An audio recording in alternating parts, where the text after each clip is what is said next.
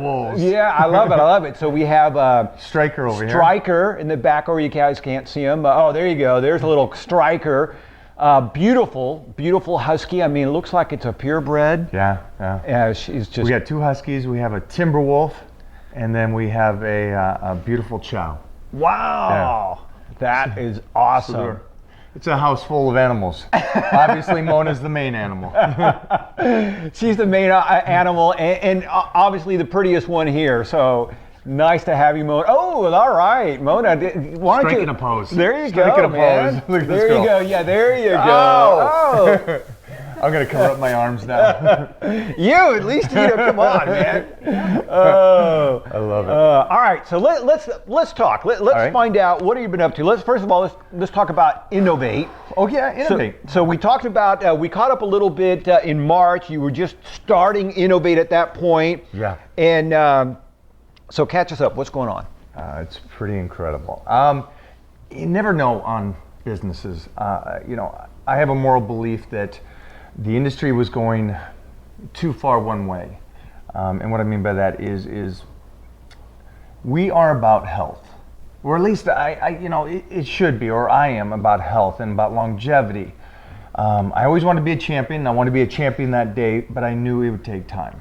So I'll fight every day to be a champion, but it takes time. And something that I saw the supplement industry was doing was going away from.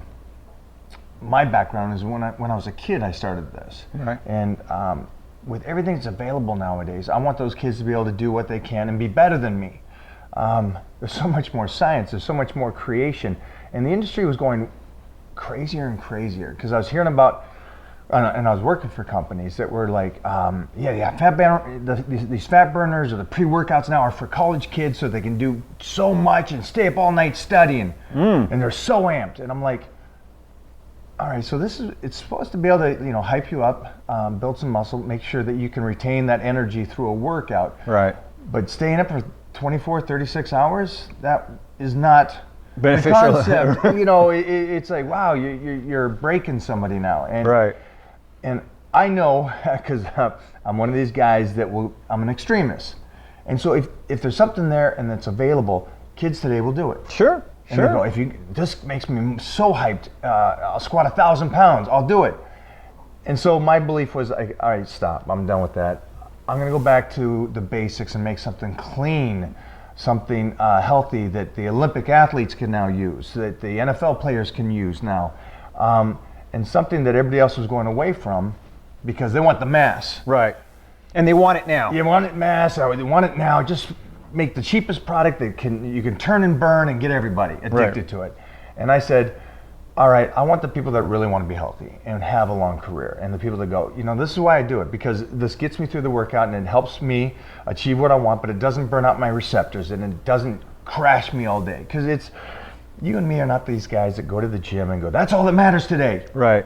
No. Gym is just foundation work. Right. It's just one part of what, yeah. That's an hour a day, guys. We got a whole day of creating our legacy and our lives. And, right. And I wanted people to go, okay, I got a great workout in, good. Now I can continue the day and not be burnt out and not destroying my body. And so me and my partner, Heath Evans, we did the study and we did the work and we created something clean that parents can now buy for their kids. Right. And go, I trust this. There's no banned substance in it. Olympic athletes, and the testing on that. Right. A lot of testing is incredible. So that's what we did. We created that. Now here's the thing. This is a long-winded story, but there's a point for this. It's cool that society loved it. Right. And they jumped on it.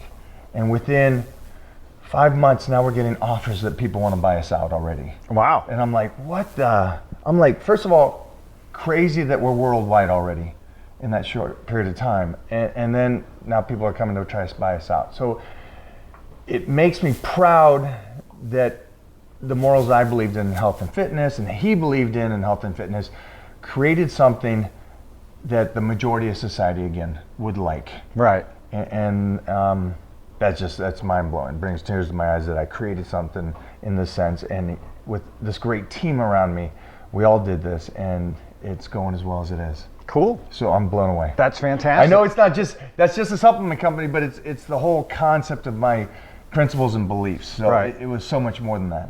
Well, and this is the thing that's important, is finding something that you can get passionate about. I mean, you've been in the fitness industry since what, 12, 15? 1919, right after the Model T was made. So, And so here you are, years later, you're still excited about it, you're still passionate about it, you're still trying to make a difference in it. And that says a lot about, again, your beliefs, about your passion for it. And I think that some people just do it for the money, which is okay sometimes. Do something for the money. Money is important, but it's also good to get excited about it and say, look, I've made a difference. I know that I can give this product to high school kids and they're not going to get messed up. Yeah. So that's good. Congratulations. That is the truth. And then I think with what you do and what I do and what Mona does is that whole concept that Warren Buffett had. If money was not an issue, what would you do? Right. And do that with love and passion, and then money will come. Right. And so I never got up at 3 in the morning to train at 4 in the morning, even when I was 9, 10, and 11, with the paper route and working out with my brothers and then going to school. I never did that for money because I didn't have no comprehension of money at 9, 10 years old. Right. And that just continued. So even today with the vitamin company, it was more about doing something against the grain. And as everybody is standing in line over here, going, I'm going to make this more cracked out than this guy's product, and trust me, you're going to be beyond crazy on this guy's product. I said, wow, what triggers in me and my partners and stuff so different that it's a small crew going, we're going over here. Right. And that's passion. Yeah. It feels good. And it's also good business because, there's a trend in marketing, right? That if everybody's going this way, then if you want to stand out, you go the opposite direction. And people say, hey, why is he doing differently? What's going on, right? And so it makes people look. Because if you're trying to compete with everybody who's doing all the crazy stuff, then you're just one other person in the sea of stuff. And every month, somebody's coming out with a crazier product with these crazy claims. And, part of that I get because we all want to get as fit or as big or whatever as quickly as possible. But as you said, what was that about being a champion, but it takes time? Right? You want to be a champion every day, but it takes time. And I wish first of all, to your statement about marketing, I wish I was that bright in marketing, that I knew that was the concept. I'm telling you right now, I'm not that marketing genius. I just really just felt the heart and working with the crew around me, we were like, what is it that kept me in the game longer than anybody else? Right. Why is it that when I first got on stage, Samir Bannout was Mr. Olympia? Wow. Which most of the guys will go, don't even know who that name is. Who is that? I don't even. So to think that that's when I was, and now I'm still on stage almost every single weekend. Right. Still, I would think if you go into the gym and you're putting in 7 days a week on the diet and you're doing all this, the muscle and the healthiness that you get, you would want to keep. Yeah. And it seems as though everybody just wants to be a champion for a day. I don't care. I'm 21. By 22, I want to be freaking jacked. Give me everything. Yeah. And I'm like, man, life's so much more than that one trophy. Right. And how many people do we know that win trophies? Right. But you know what, to your point, how many people do we know who become a professional gifted athlete and that is all they're known for? And once they stop being that gifted athlete, they disappear. Sometimes they go bankrupt and you never hear from them again. As opposed to somebody who can do this and this and this and this, and they have this longevity, and so you can still do the muscle, the cover, the modeling, the acting, now, business. I mean, that's what it takes to be a champion, right? He's making me look good. Love this. We're just staying here all day. That's it. I agree with you, and I wish more people would go, I want to be jacked for a lifetime. And I don't know why I felt like I was alone in the world saying that. Right. Where everybody else goes, I'm going to win this show next year. And they just do everything for that show, and everything else is burnt out. Right. And I know tunnel vision.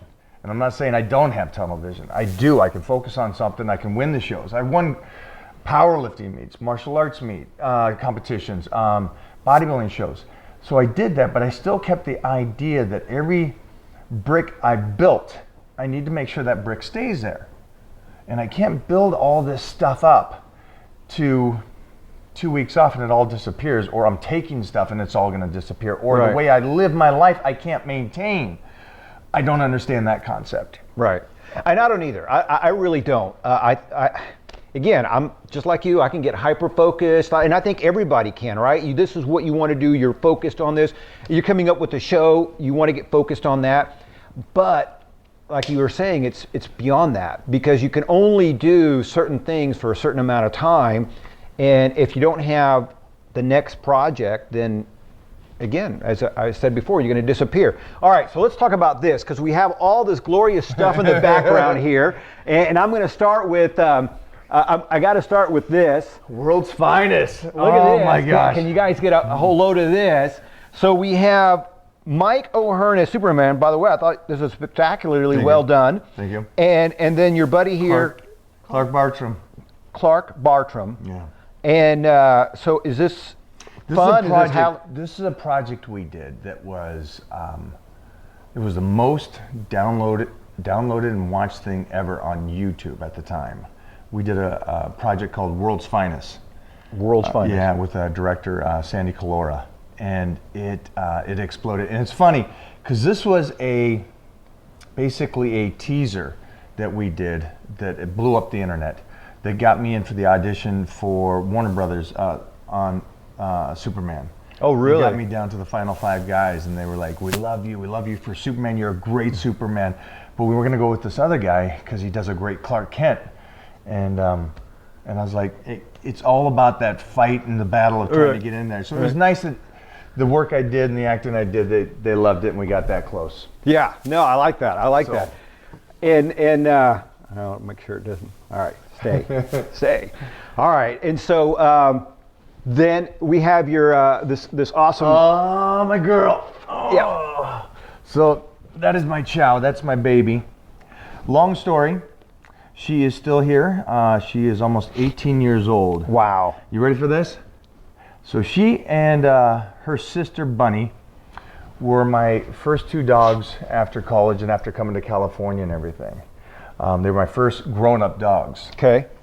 And the great thing about these 2 was that they were there, the high points and the low points. They were there when I lost both my mom and lost my dad. They through relationships, and then just the highs and lows of television, and then working and losing television shows and so on and so forth. But it's she's still here, and I think when people go, hey, so what's up with you and the dogs and stuff like that, I think with anybody there are people that change or want to be better. Okay, keep it together. Sorry.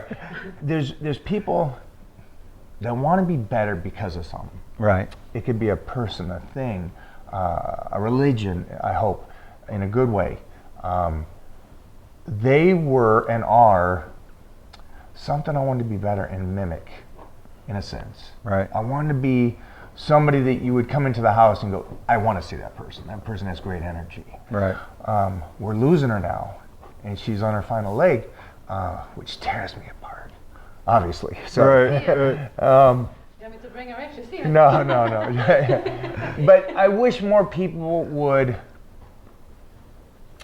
be open like that and be Right. cool like that, and that aspect of it, that they find something that makes them want to be better. Yeah.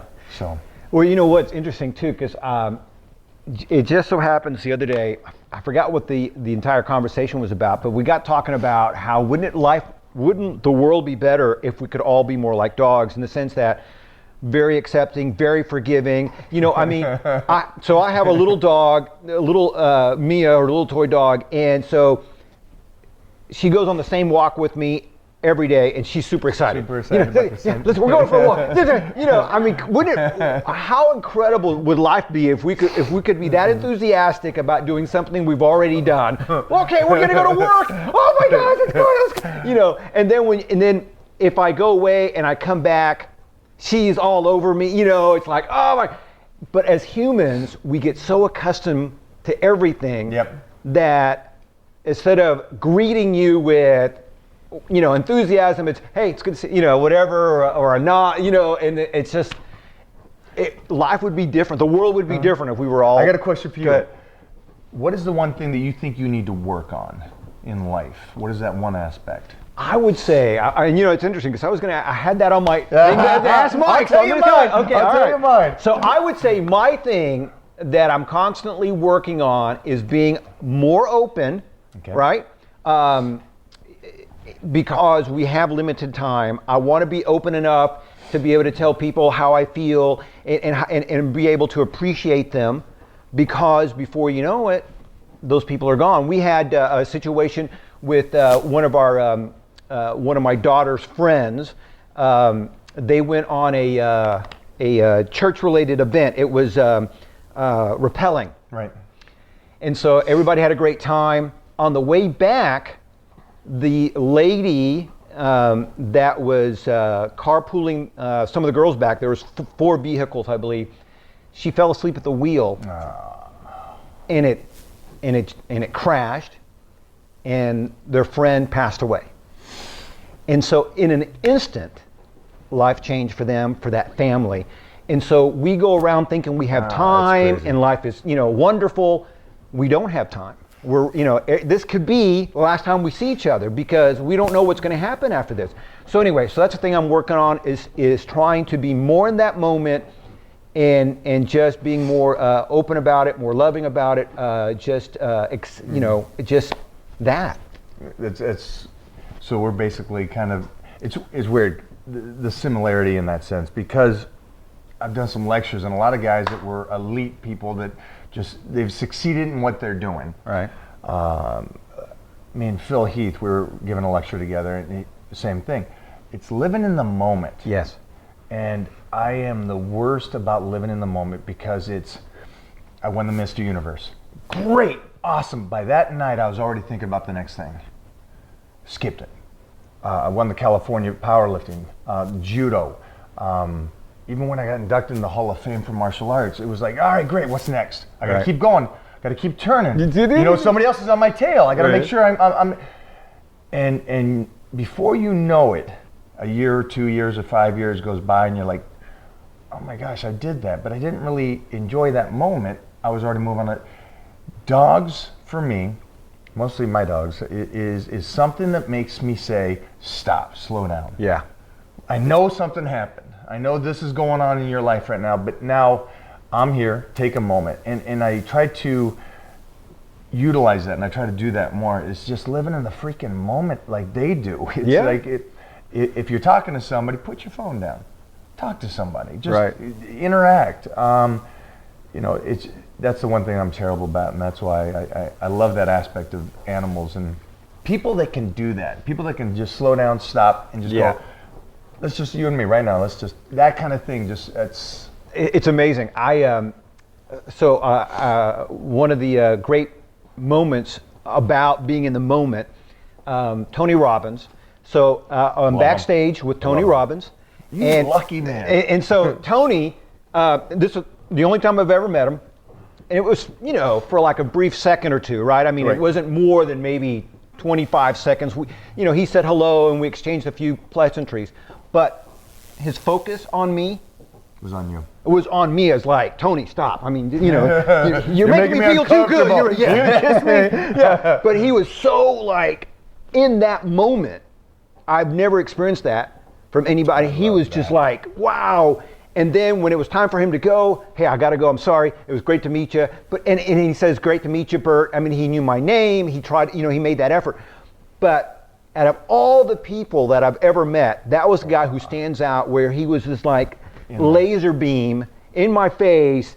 And it's like, wow, that takes skill. Be able to be that present, to be able to be that aware and not distracted. And that's the thing. Right now, you're backstage with him. He's getting pulled 100 different Yes. ways. There's thousands of people there that see him. Yes. And he's focused on you, and you guys are alone. In Yes. a sense. In a sense. Even you're alone in a filled room. Yes. Which is the coolest That's a thing in the great world. description. That's exactly what it was. It's like for those whatever seconds, I'm like, oh my gosh. It's a cool feeling, huh? It is. It's like incredible. I'm telling you. And I thought, man, that's what I'd like to emulate. To be able to make your special someone feel that good, Yeah. you know, to make your kids feel that good, when you're talking to whoever and make them feel like that is incredible. So that's what I'm trying to do. Take away that from this interview, if anything else. My beliefs and training and this and that are so minute to living in the moment and taking that time, because you said it. We only got so much time. Right. And stop wasting it. Yeah. All right. So I'm going to put you on the spot here. Go. You got millions of followers. Okay. TV shows, movies. We talked about the gazillion covers you've been on. People recognize you all over the place. As you said, you're on stage almost every week. How do you not become egotistical about that? How do you keep yourself kind of grounded? Is that, so Yeah, talk about that. Yeah. I think like a lot of people, I'm glad I got done with a lot of stuff young. And nobody found it on the internet. Yeah, exactly. I got to California. I was brought down by Joe Weider. Okay.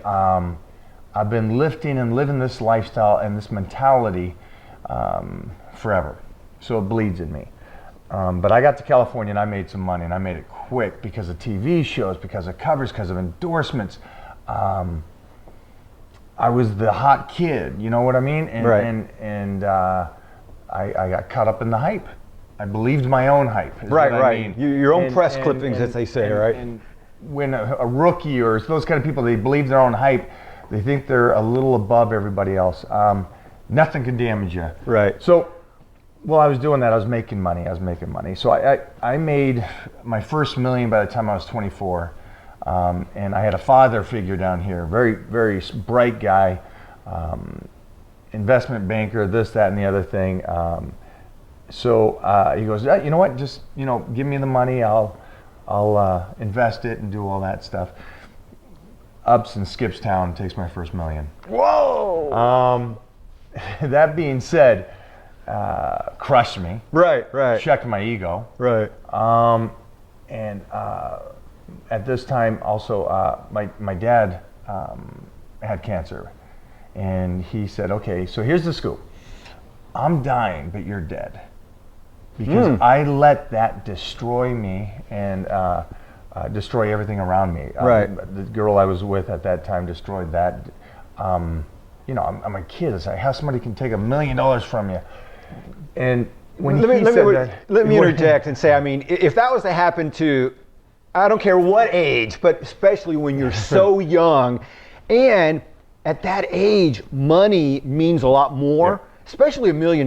That, in most people's dreams, is success.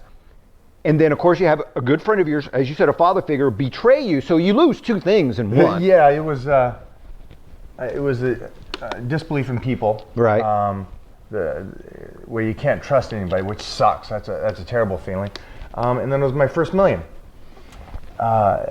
And then at the same time, obviously, I kind of destroyed my life in a sense. But when he said that to me, that woke me up. He said those words to me, and I said, "You're right." He goes, he says, "It's not a man that makes $1 million. A true man is a man that can make $1 million, lose it, and make it back again. But you can't give up on your life right now. You are dead, and you're a kid, and you got opportunities. So stop feeling sorry for yourself. This world is that way. Welcome to the not human above, race. Yeah, you're not above anybody." And it was a reality check, and it was like, it was the truth. I mean, it was a hard truth to learn. I didn't need that lesson, honestly. $1 million tuition there, right? I didn't need that lesson. And it triggered, and I said, stop believing your hype. The hype is for everybody else. Yeah. If people think I'm great, cool. That's their opinion. Right. It has nothing to do with me in a sense. If I wanted, because really as you grow more, you get to a place where it's not the titles that mean anything. I don't care that I got the most covers next to Arnold Schwarzenegger, which is a cool thing. Right. But again, that's just a thing, and it doesn't mean anything compared to somebody saying.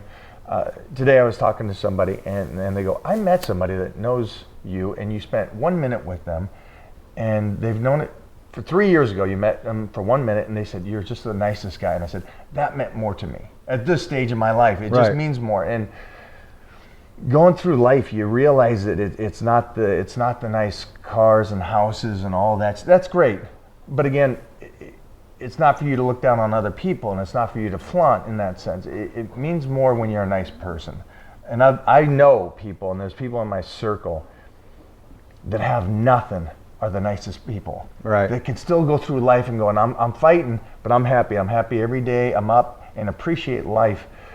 That's what I learned with that lesson. That you appreciate life. It means more than anything. Sure. And my dad was right. I was dead at the time, and I went out and I made it again and again and again, and that meant more to me as a person, that it didn't destroy me. It made me stronger and a better person. Right. And also, it's a gift that you lose it at 24 versus 74. 100%. You know, because at least I don't recommend ever for anybody to do that, but I'm just saying.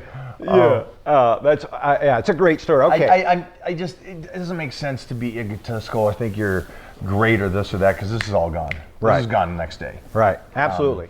Absolutely. All right. So you're from where? Kirkland, Washington. Kirkland, So it's, Kirkland, Washington. Bill Gates, Costco, Microsoft, Mike O'Hearn, not in that order. Yeah. Just kidding.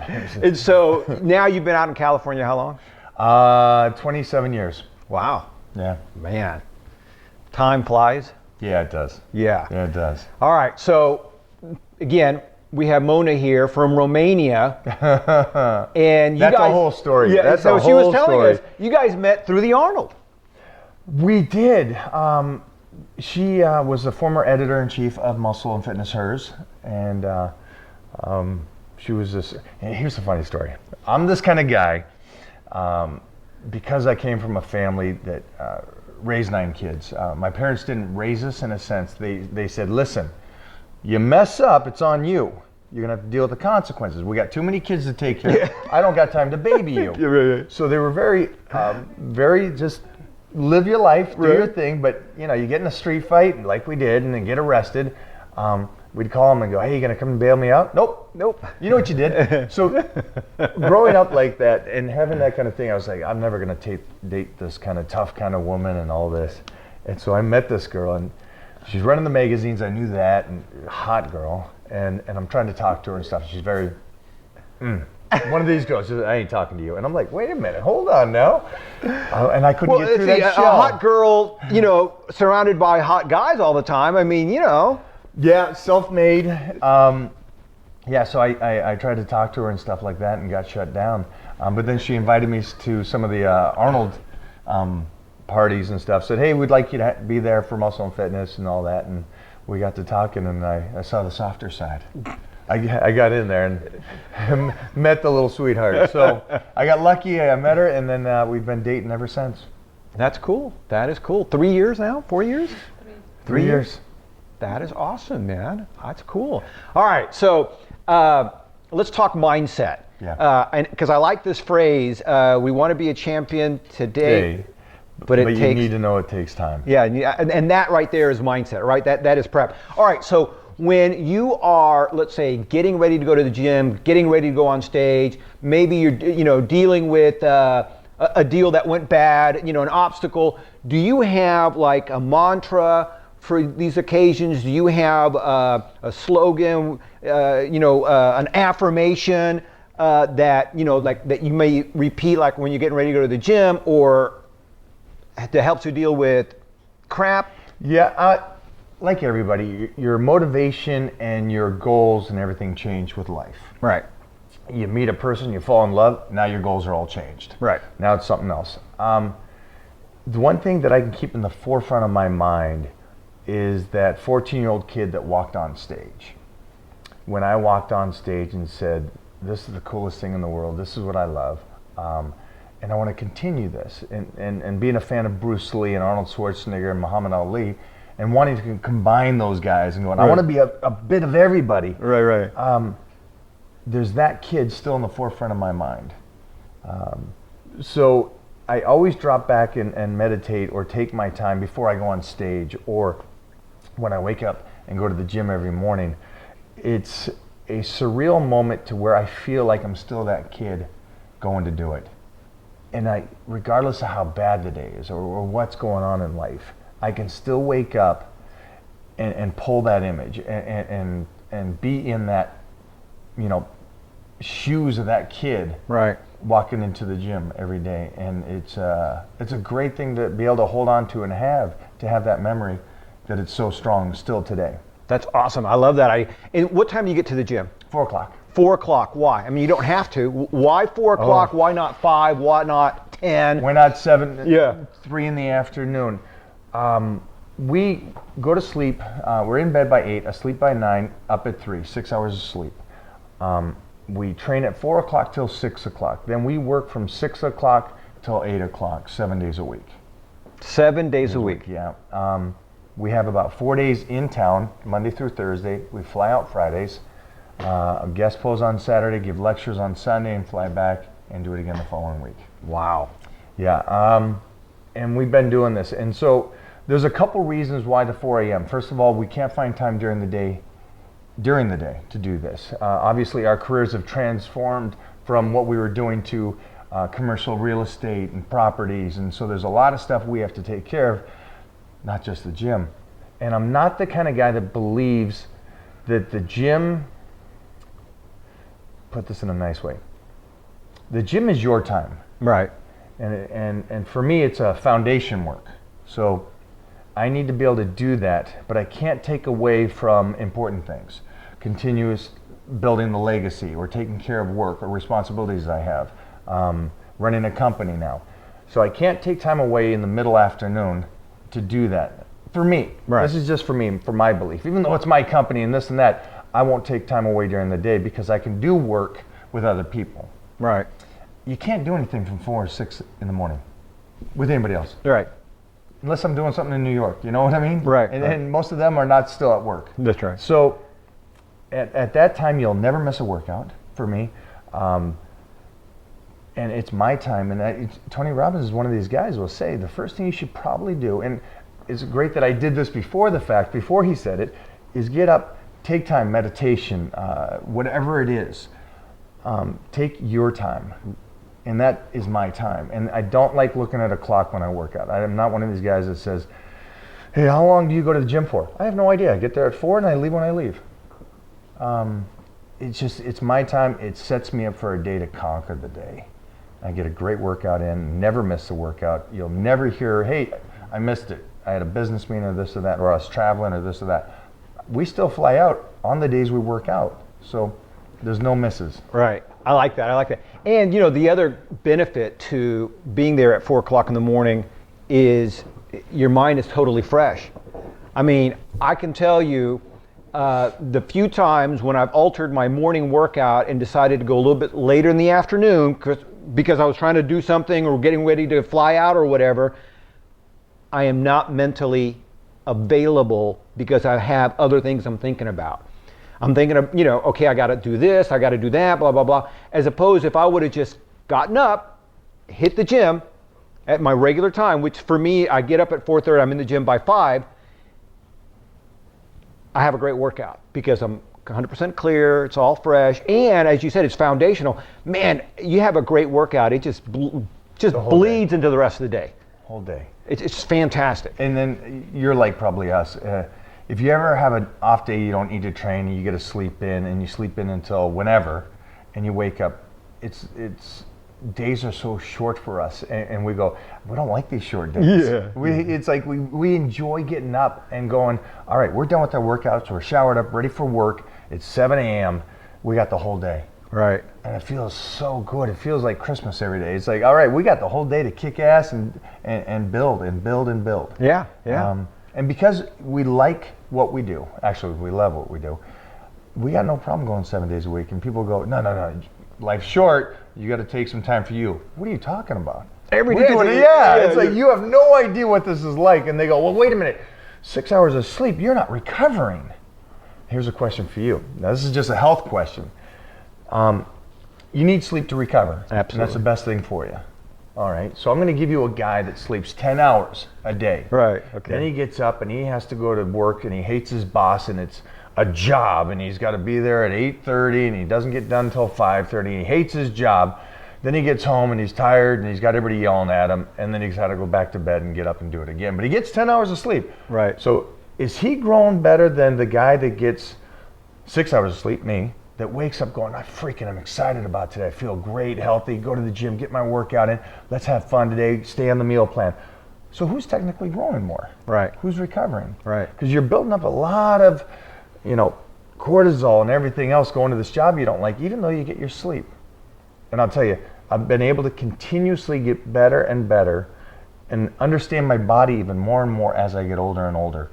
And get to the point of where, and this happens for everybody, it's going to be a cool thing for you guys, when you get to the point where you don't care Right. about people's opinion of you. Oh man, that's the best. That when you is get really, there, holy sheesh, life is a one big fun story. Yeah. It's, I don't like you, I don't like how your hair is, or I don't like your face. Cool deal, man. Have a good day. Yeah. All right, I'm gonna go over here. And I mean, you gotta love that. You gotta Yeah. love it when you get to that stage in life where you're like, you're just enjoying and you got the circle of friends around you. You're living life, and regardless of how bad it gets, you're still okay. Yeah. You're still. That is a great day. And man, if there's anything that I could, transfer to my kids, would be to get them to that point quicker, better, faster, because it's so freeing. How would you do that? The only way you can do it is, the only way I try to do it is by telling them, you can't worry about other people's opinions. And I think that social media, as great as social media is, I think it's very corrosive in that way, because people can like or dislike you or diss you or whatever. And I think that too many kids get involved about how many likes I got, and that transfers to them that, hey, that's me personally. They're not liking or they are liking. So I have a total of 5 kids. 2 are left at home, and they're twins. And the great thing about twins is that they're their best friends. They're constantly, surrounded by their best buddy there, and every now and then they will get a friend who says, hey, you didn't like my post, and that friend gets offended that my twins didn't like their post. It's like life. I mean, that's a terrible place to be at such a young age, that you care that much about other people's opinions. I mean, there's a whole bunch that you just said there that my mind's going in 3 different ways because of the fact that obviously this person's a much better person than with me. They have 2 million followers. Right. Their photos get a gazillion likes, and so I got 2 likes. So I must be doing something. It's like no. It's just it's a different world that we live in today, and to get to that point now with social media, and like you said, it's the interaction is so much more. Right. You can talk to somebody all around the world now with a split second. But to find belief in yourself and to believe truly in yourself and what you stand for in a faster way. I know, because we're working on our first little superhero. We're planning to follow your footsteps and have a little All right, one. Yeah. Congratulations. But I'm just sitting. We're as the ages of 1 telephone in the house. Yes. For fun, you're going to go in the street and play football and get slammed up against a car. That mom and dad are going to slap you across the face. You did something wrong. Right. You can't do that today. It's like it's such a different world. Think about it like this. Oh my gosh. There's this comedian who brought this up. He says there's a whole generation of kids who have never had dog crap who have never played in a field and gotten dog crap on their feet. Right. And I think it was Jeff Foxworthy who was talking about this. He says there's a whole generation of kids who have never had that problem. Yeah. But that was part of getting out there. Getting out there, play some football, and having fun, and getting in scuffs, and yeah, it's a different world. It's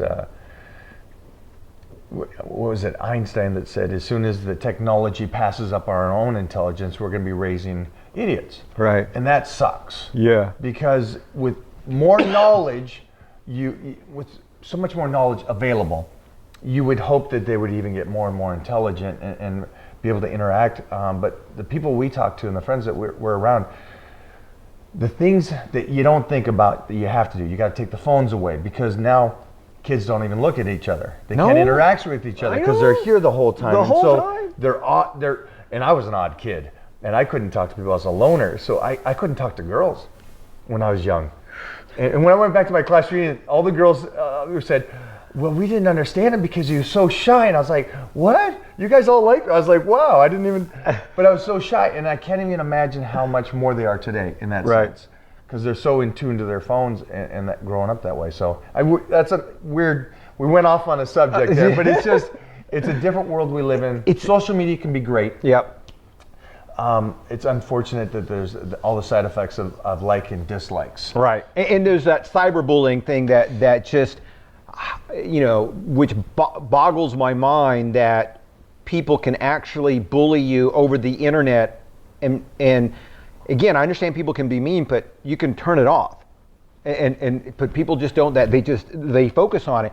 And I think that what happens to a lot of this generation, this is the thing that I think a lot of people miss, is that they have to be good at something, right? I mean, you achieve a certain level of good or excellence in your field, and you've leveraged that not only in the health and fitness, but on the covers, the movie, the acting. And so you're going to have a deeper level of followers than the kid who hasn't done anything yet, or the person who's out there that is maybe this close to breaking wide open. They're just not there yet. And I think that people get so hung up on the shortcut. I want to get 2 million followers. Well, what are you doing to get that? Well, I'm on Facebook 100 times a day, or I'm on Twitter 100 times a day, or whatever, on Instagram.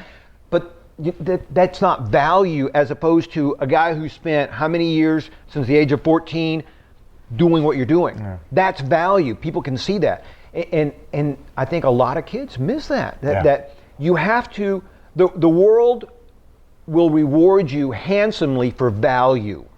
And so, as an actor, when you're in front of, when you're on the big screen or on the little screen, but you're delivering value to millions of people, you're being rewarded. But it takes time to get there. Very few people are, at least that I know of, are discovered because they have 1 million followers on YouTube or on media. They've done something to get there first. In other words, you don't get the million followers first. You have to deliver the value first. That's all I was trying to say. I agree with you. I agree with you in one sense. Unfortunately, on the other sense, I got to disagree, because there are people getting discovered because they got 2 million followers and they're from Iowa and they're good looking or something, and there's no secondary to them, so they're visually something. I'm impressed and wish them the best on the people that do create something off of that, or on YouTube's. I've been on TV shows that started on YouTube with 4 kids getting together, and so those are the great things. Right. I worry about this. I worry about society, and it's changing so much, and mostly if I have a daughter. I so hope we're going to have a boy. We are going to have a boy, because when people start giving away everything they have to get followers, right? What do you have? And what I mean by that is this: back in my era, bathing suits was about the level of it. And right. It was a one-piece bathing suit, and maybe sometimes a double, but the double is a little extreme. And then it's to the point now where social media, a girl can be naked on it and just covering herself, and that's okay. And the kids today growing up going, no, that's okay, you can do that. Right. No, you're giving everything away to everybody and not keeping anything for that one person or that one individual. And this is something that has nothing to do with social media or anything. It's the one thing I liked about Mona that no other girl I ever dated had, was the fact that she was two people. She was the business person at work, the way she was. And that was who she was, and that's how she interacted. And I don't mean two people like two-faced. I mean just, this is how I talk to people I work with. My professional demeanor. This is how I am with my friends. And then I got something that nobody got over here. I was the boyfriend. And it was a completely different thing, where I grew up thinking, no, you should be the same to everybody. It's true and not true. Right. You should be polite to everybody. Right. And you should be kind to everybody, and you should, try to be a good person to everybody. But it doesn't mean you get to give everybody everything. Keep something for yourself. And I worry about kids today that the boys today are just giving away their whole bodies and just going, this is all that I'm about. Because if you like how I look, and then I meet these kids and there's just nothing behind it. Right. Or the girls that are giving away everything in their bodies and doing basically Playboy. Yeah, they're for followers. Yeah, porn. I'm like, Yeah. Wow. Then what value are you going to give now that you've given everything? Everything. That's a great point. I love that point, because there's nothing there. There's nothing there. Now, as a father, this will make you. This might make you feel a little bit better. So I was talking to a gentleman, and he's a demographer. He keeps track of demographics, right? And so he, in the last 2 years, driver licenses have fallen drastically, because the younger generation aren't getting driver license. For you and I, it was a rite of passage. We couldn't wait. Man. Having your driver's license was like a big deal. Yeah. Hurry up and get that, buddy. My girls are 16, and they were so lax about getting their driver's license. It just blew me away. Their whole generation is like, because of Uber and Lyft and things like that, they're just not in a hurry about it. Now, what the demographic said is that because they're not getting driver's license, they're not making out in cars, teen pregnancy is at all-time low. Okay, that's great. That's great. All right, hey, yeah. So we got something good there. But isn't that interesting, though? That driver, something as weird as driver license leads to teen pregnancy. But it makes sense, because I can tell you, apartment on wheels. Apartment on wheels, man. There was a lot of making out in cars. So when this guy told me that, I was thinking, that would be a different show. But you're absolutely right. When you are half naked, or in some cases, naked, what else? What are you gonna do next?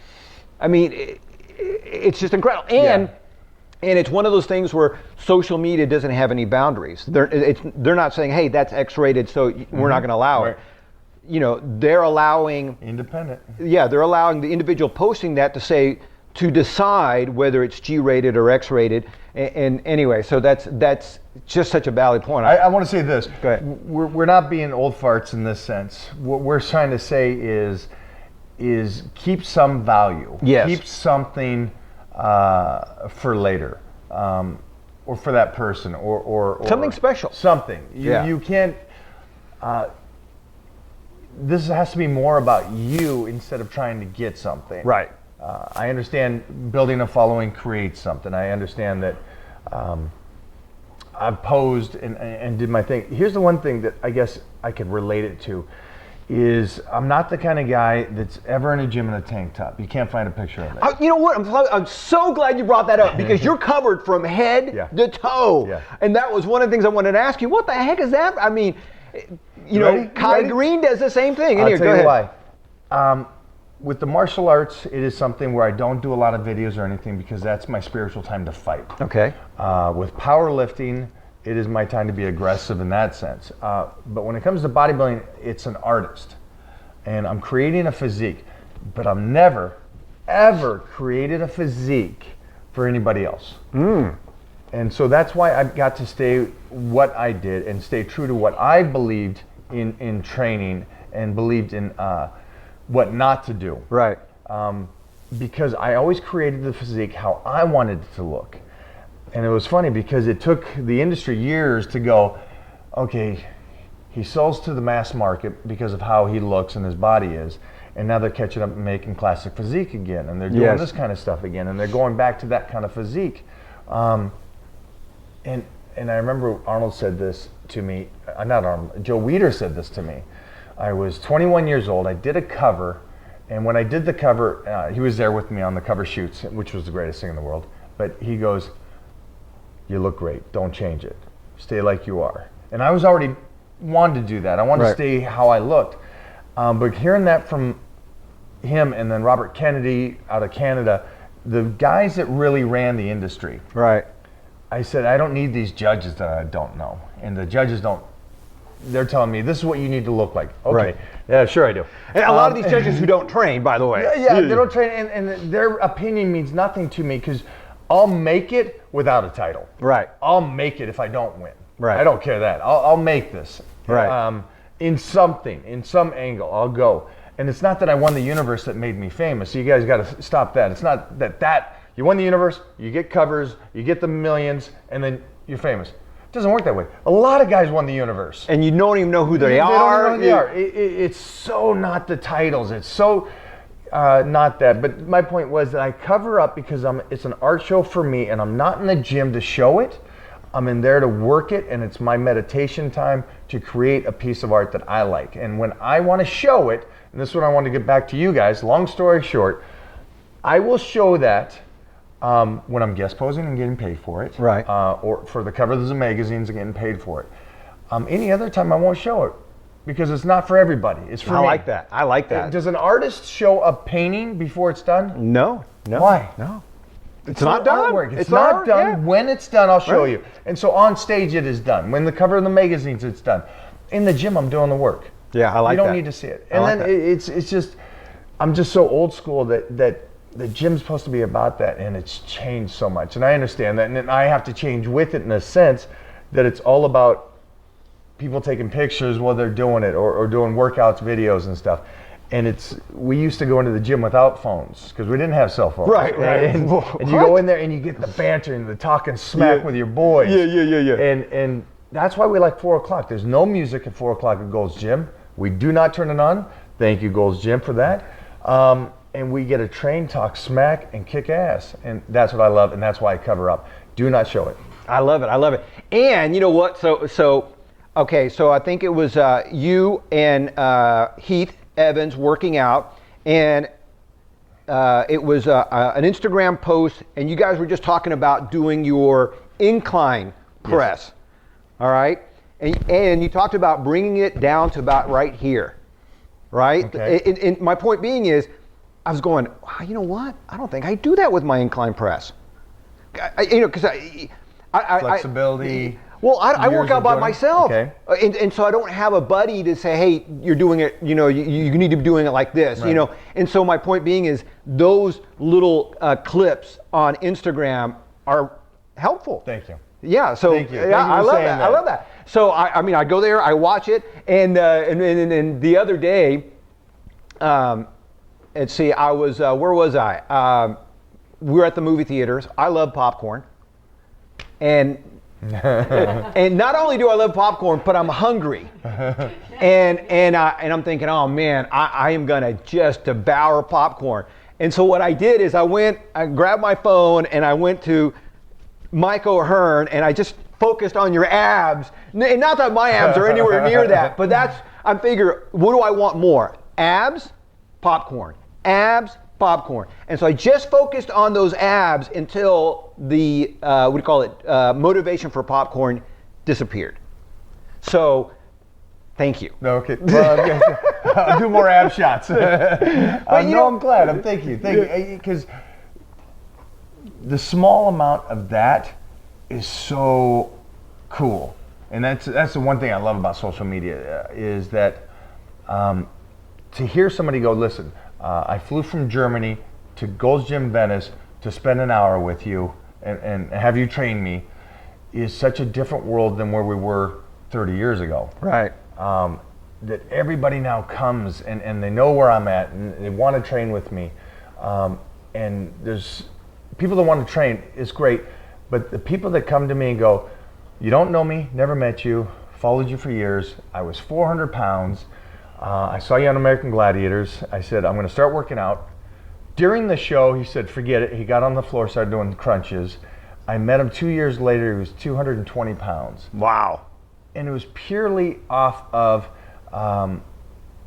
he got motivated from something I did. Right. And so one thing I want to say is that is so incredible to be able to do what you do and love what you love, and then to change somebody. Yes. That you never meet, which is the coolest thing in the world. And the only thing is, I'm not one of these people, I'm not going to lie to you and go, I wake up at 3 in the morning to motivate you. Right. I'm not going to say that. That's a lie. I wake up at 3 in the morning because I want to go train. Right. I love training. I don't go in there and lift heavy weights because I have an ego. I like the mental battle within myself. I love that fight. I love knowing that, you know what? I kicked its do butt. it. Right. And again, I'm saying this, that I didn't do it for you guys or the fans that are watching this. What I like is that I can stay true to who I am and not get up in the morning going, I am your guy that you need to follow because I'm going to motivate you. That's right. I don't believe that's true. Right. And I think that people that do that are phony. And I believe that there's a huge amount of people that are on social media that are phony. Right. And we meet these people. And I'm like, wow, you're nothing like the guy that you're preaching on thing. And we're too old, or at least I'm too old to fake this shit. Right. So who I am is who I am. Right. And I do what I do because I love it. And that alone motivates people. Right. And I love that aspect of it and how that flows. Yes, absolutely. And again, that's going back to what I said earlier. You have to be good at something. And you know what? There is, years ago when I was on Fox News, they had me do a story on 2 teenage girls, and they had a gazillion followers, and they were doing these things called haul videos. And so haul videos was, these girls would go out and they'd have a shopping spree and they'd haul it back, and their videos were just them going through the haul. Hey, I got these earrings, I got these shoes, I got this, and that's what they were good at. And so they had amassed so many followers, right, because they were giving out fashion tips and makeup tips, and they're teenage girls, all right, they're still in high school. They had, I believe, close to like 1 million followers or subscribers on YouTube, which is a thing that's huge. And they were getting endorsements from different people, and stuff like that. But my point being is, that's what they were good at, right. And they loved doing it. They weren't doing it for the followers. They got the followers because they were doing it. They were doing something that they liked and that they were good at, and they were having fun, just like you're talking about.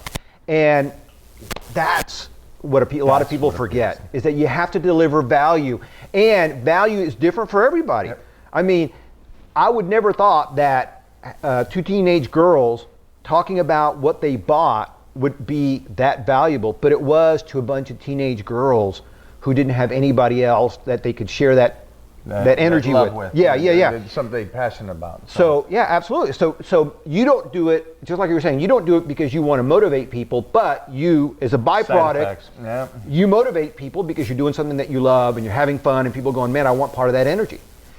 So, but that's my point being, is you have to be good. You have to deliver something of value. We're just saying, love it. Love it. Do it for what you want to do and why you're doing it, not for the money and fame. Yeah. Don't do it for the money and fame. Because that will destroy you. That will destroy you. Absolutely. You'll never be happy. How many people do we know that are filthy rich and filthy famous and they're still unhappy? Yes.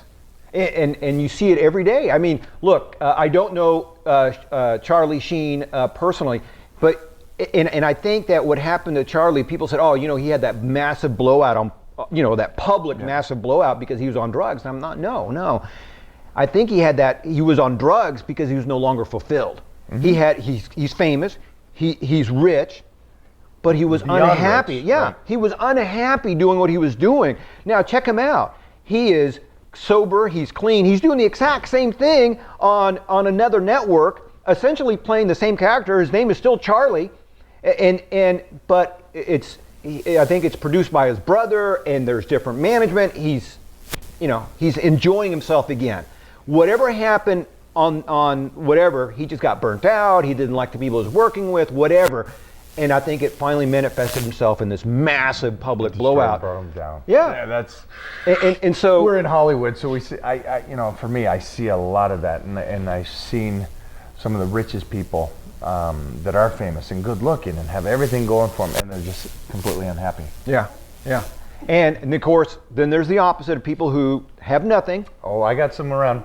And they're happy as all get out. And they motivate me. Yeah. And those guys motivate, and they're not trying to motivate me, obviously, because they're trying to make it through life, and they're struggling, right? And they're doing their thing, but they show up and hang out with us, and I see them, and like some of my training partners, and they're always happy, and they're so joyful, and it's just like, my gosh, I need to I need to get to that level. Yeah. Because they're always happy and stuff, and it's an incredible, cool thing to see somebody that's actually living it, appreciate life to the fullest, and not selling out. Yeah, yeah. You know, I love it. We're going to end on that note.